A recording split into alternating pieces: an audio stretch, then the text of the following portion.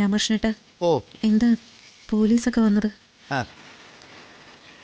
നമ്മളൊക്കെ ഭാഗ്യവന്മാരല്ലേ സുജാതെ.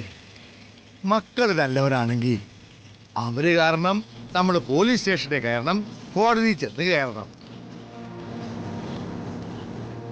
എന്തായാലും സുജാതയുടെ ഇന്നലത്തെ അവസ്ഥയൊന്നും അല്ല കേട്ടോ. അവളെ പിടിച്ചൊന്നും പോകാനൊന്നുമല്ല പോലീസ് വന്നത്.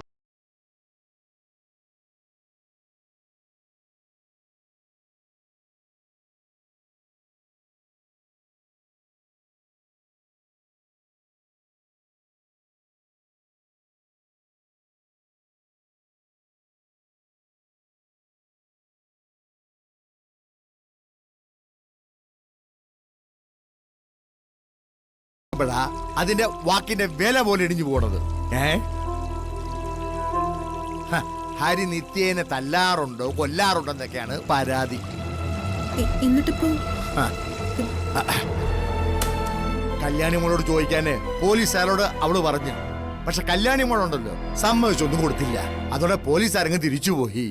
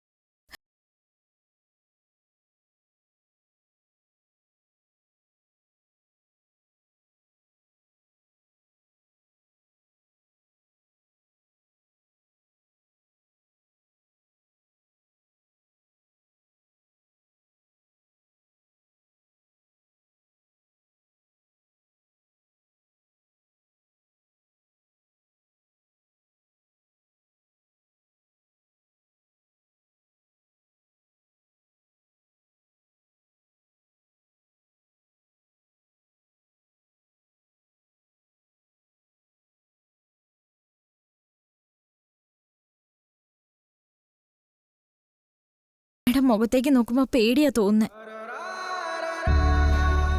അത് എന്തുകൊണ്ടാണെന്നറിയോ?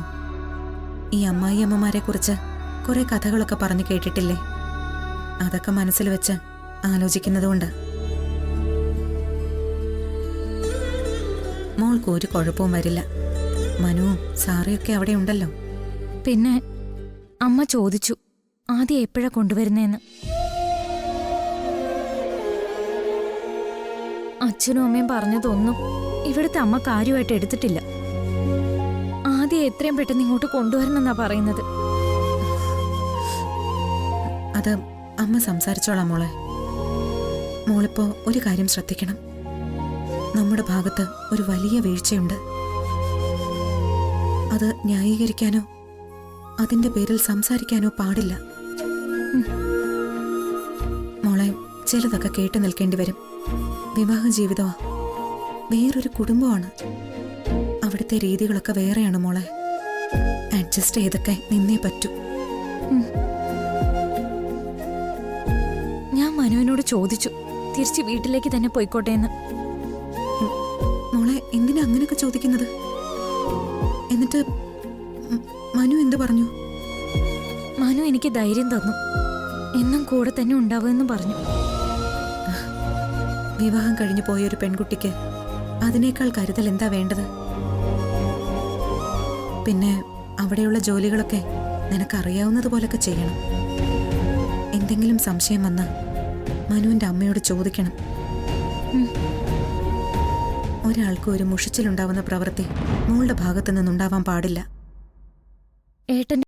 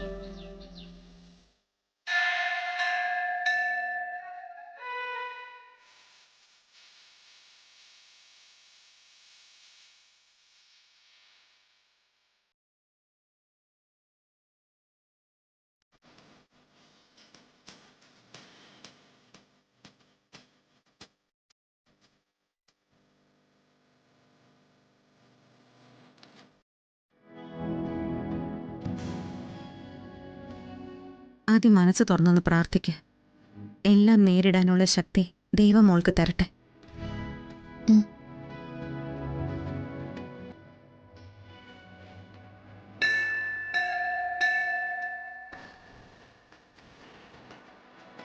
ദൈവമേ, എങ്ങോട്ടാണ് ഇനി സഞ്ചരിക്കേണ്ടതെന്ന് തിരിച്ചറിയാത്ത അവസ്ഥയിലാണ് ഞാൻ.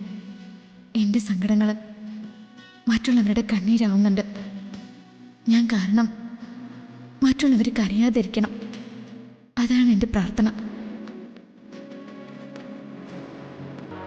ഈശ്വര, എൻ്റെ മോൾ യാഥാർത്ഥ്യങ്ങൾ തിരിച്ചറിഞ്ഞു. ഇനി അവളുടെ മനസ്സിന് ഒരു ചാഞ്ചാട്ടവും ഉണ്ടാവരുത്. നേർവഴി മാത്രം കാണിച്ചു കൊടുക്കണേ. ഇനിയെങ്കിലും അവളുടെ ജീവിതം സന്തോഷം നിറഞ്ഞതാവണേ.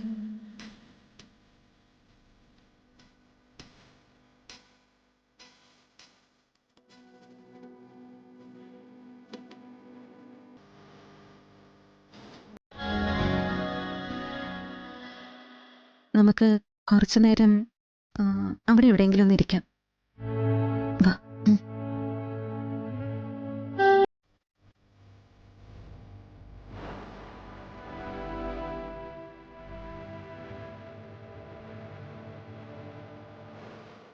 ഇവിടെ ഇരിക്കാം.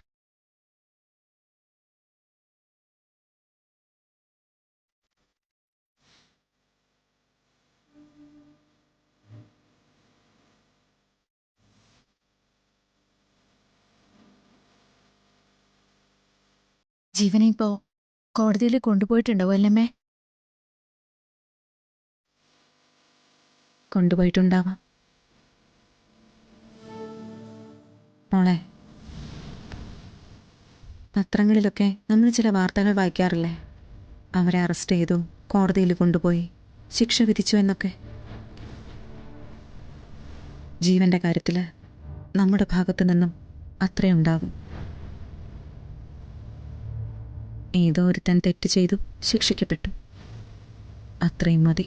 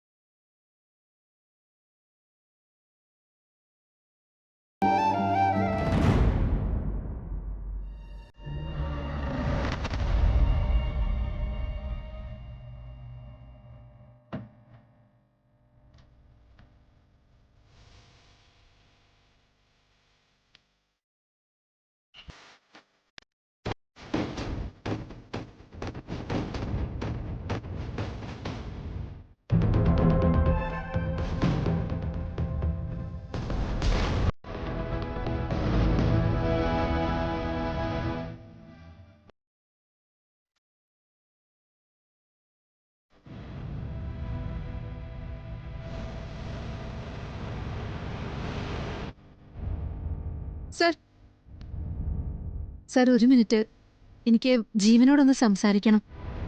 ഇതെല്ലായിടത്തും ഉണ്ടല്ലോ. സംസാരിക്കാനൊന്നും പറ്റില്ല, കോടതിയിൽ ഹാജരാക്കാൻ സമയമായി. സാറേ, കേസിന്റെ കാര്യം സംസാരിക്കാനും വേണം വന്നിരിക്കുന്നത്. ശരി, പെട്ടെന്ന് സംസാരിക്കും. ശരി സാർ. സാറേ, വാടോ.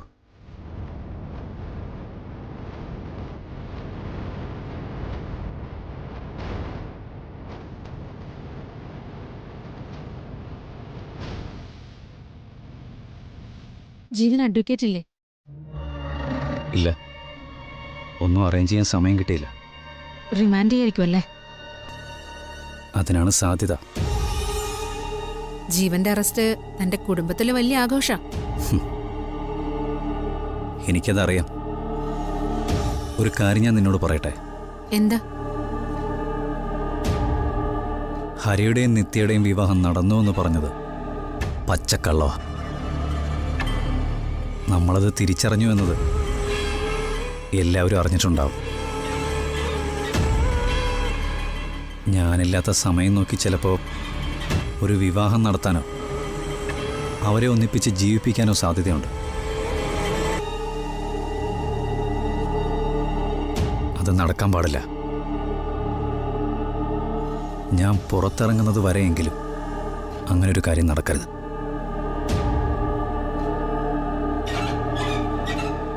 എന്നെക്കൊണ്ട് സാധിക്കുന്നതൊക്കെ ഞാൻ ചെയ്യാം. അയാളൊരു കുടുംബജീവിതം നടത്തുന്നത് എനിക്കും അത്ര ഇഷ്ടമുള്ള കാര്യമൊന്നുമല്ല.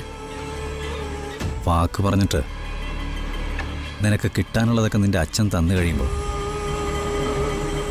നീ എന്നെ പറ്റിച്ചിട്ട് ഇറങ്ങിപ്പോയി കളയോ? പണം തന്നാലും വാശി തീരില്ലല്ലോ ജീവ.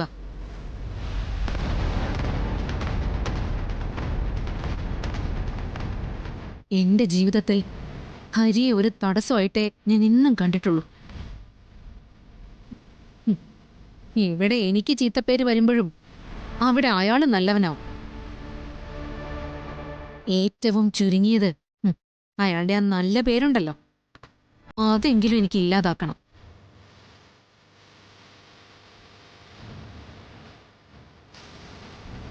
വേണം. നിത്യ അവനോടൊപ്പം ജീവിക്കാൻ പാടില്ല. ഞാൻ പുറത്തിറങ്ങുമ്പോൾ അവളെ എനിക്ക് വേണം. അവളെ കൊന്നു കളയാതെ എൻ്റെ ജീവിതം പൂർണ്ണമാവില്ല.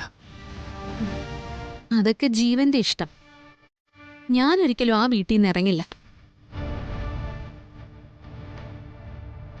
നിത്യ അയാളുടെ ജീവിതത്തിലേക്ക് വരാൻ ശ്രമിച്ചാ ഞാൻ കോടതിയിൽ പോവും. ഭാര്യ എന്ന നിലയ്ക്ക് എന്റെ അവകാശങ്ങള് ഞാൻ പ്രൂവ് ചെയ്യും. പിന്നെ അവര് ജീവിക്കുന്നത് എനിക്കൊന്ന് കാണണം.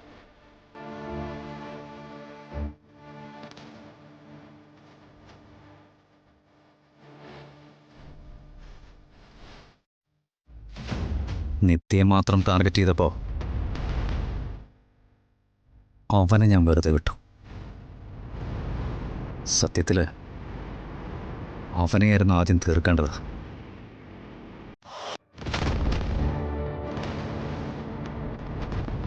ഇല്ല, ഒന്നും എൻ്റെ കയ്യിലെത്താതെ പോവില്ല. വരിക്കും എത്തിക്കും കാലൻ ഒരാളേ ഉള്ളൂ,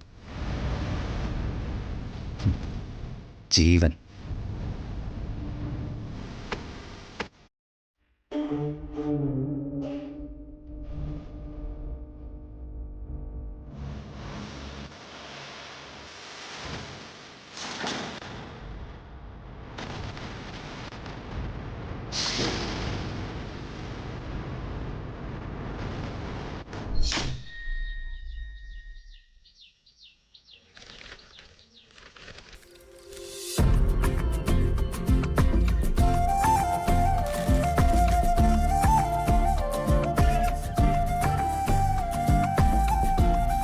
അച്ഛാ, എന്താടി? അച്ഛാ, നിത്യാമ്മ എന്താ ഇപ്പൊ അവിടെ തന്നെ നിക്കണേ? എന്താ നമ്മുടെ വീട്ടിലേക്ക് വരാത്തെ? അത് അതൊക്കെ നിത്യാമ്മയുടെ ഇഷ്ടമല്ലേ? നിത്യാമ്മ അച്ഛൻ കല്യാണം കഴിച്ചല്ലേ, അപ്പൊ നമ്മുടെ വീട്ടിലേക്ക് നിത്യാമ്മ വരണ്ടേ? ഞാൻ ചെന്ന് നിത്യാമ്മ വിളിക്കട്ടെ? വേണ്ട. നീ നിത്യാമ്മയെ കാണുമ്പോ അച്ഛനോട് ചോദിച്ച പോലെ ഒന്ന് നിത്യാമ്മയോട് ചോദിക്കാൻ നിൽക്കണ്ട കേട്ടോ. അതെന്താ? അതിപ്പോ നിനക്ക് പറഞ്ഞാൽ മനസ്സിലാവില്ല. ചോദിക്കരുത്, അത്ര തന്നെ. അപ്പൊ നിത്യാമ്മ ഇങ്ങോട്ട് വരുന്ന അച്ഛൻ ഇഷ്ടല്ലേ? നിത്യാമ്മ വരുന്നതൊക്കെ നിത്യാമ്മയുടെ ഇഷ്ടം മാത്രമാ. ആരെയും വേദനിപ്പിക്കുന്ന ചോദ്യങ്ങൾ നീ ചോദിക്കാൻ പാടില്ല കേട്ടോ. ഇപ്പൊ ഒരു രസമില്ല അച്ഛാ. ആദ്യമാണെങ്കിൽ കളിക്കാനും വരുന്നില്ല, നിത്യാമ്മ മിണ്ടാനും വരുന്നില്ല. എനിക്ക് ബോറടിക്കാം. അതെ, അച്ഛൻ കുറച്ച് കഴിഞ്ഞ് പുറത്തു പോകുമ്പോ നീ അച്ഛൻ്റെ കൂടെ വാ. അങ്ങനെയല്ല അച്ഛാ, എനിക്ക് ആദ്യമോട് മിണ്ടണ്ടേ, നിത്യാമ്മയോട് മിണ്ടണ്ടേ, അതാ ഞാൻ പറഞ്ഞത്. നീ കുറച്ച് നാളും കൂടെ ഒന്ന് ക്ഷമിക്ക്. നിത്യാമ്മ നിന്റെ അടുത്ത് നിന്ന് അകന്നൊന്നും പോവില്ല, നിന്റെ അടുത്ത് തന്നെ വരും. ഉറപ്പല്ലേ? ആണെന്നേ. നീ നിത്യാമ്മയ്ക്ക് വേണ്ടി പ്രാർത്ഥിക്കണം. നിത്യാമ്മയ്ക്ക് സമാധാനം കൊടുക്കാൻ ദൈവത്തോട് പറയണം. ചെല്ല.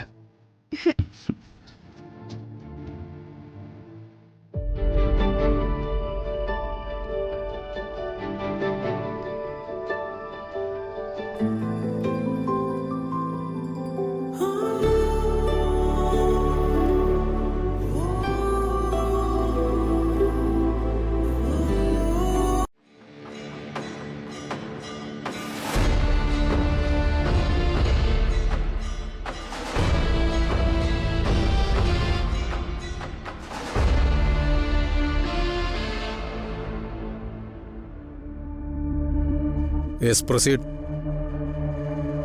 യുവർ ഓണർ, കാണാതായ നേഴ്സ് റീനയുടെ അന്വേഷണത്തിൽ പഴുതടച്ചൊരു സമീപനമാണ് പോലീസ് ഉദ്യോഗസ്ഥർ കാണിച്ചത്. കൊലപാതകം ചെയ്ത ജീവൻ തെളിവുകൾ നശിപ്പിക്കാൻ പരമാവധി ശ്രമിച്ചിട്ട് പോലും അന്വേഷണത്തിൽ ഒരു വിട്ടുവീഴ്ചയും ഉണ്ടായിട്ടില്ല.